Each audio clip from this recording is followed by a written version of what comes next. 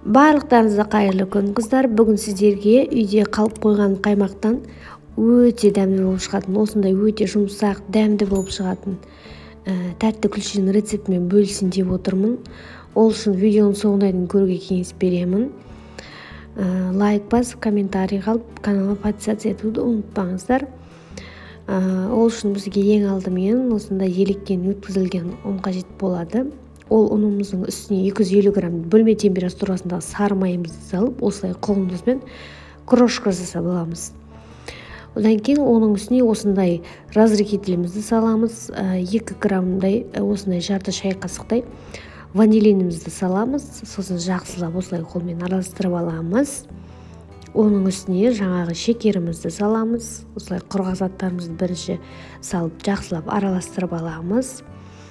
Оның үстіне 2 жұмыртқамызды саламыз. Сосын жаңағы үйде қалып қойған қаймағымызды да салып жақсылап қаттылау қамыр илеп аламыз. Сосын ол қамырды жарты сағаттай холодильникке салып қоямыз.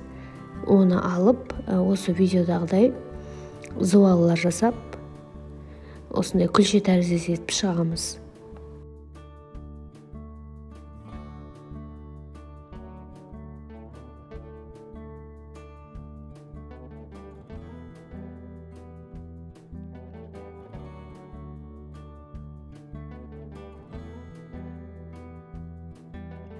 Қамырларымызды осылай құрт сияқты қолмен дөңгелектеп аламыз да, оны осылай пергамент қағаз төселген листімізге салып, 220 градуста қызып тұрған пеште 30 минут бойы пісіріп аламыз. Міне қыздар, біздің осындай печеньелеріміз пісіп шықты. Пряниктеріміз өте дәмді болып шығады. Барлықтарыңызға ұнайды деген сенімдемін. Жасау жолы өте оңай әрі қарапайым. Үйдегі бар затпен жасай бересіздер.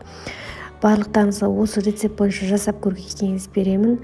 Егер видео ұнаған болса, лайк басып, комментарий қалдырып, каналыма подписаться етуді ұмытпаңыздар. Барлықтарыңызға ас болсын.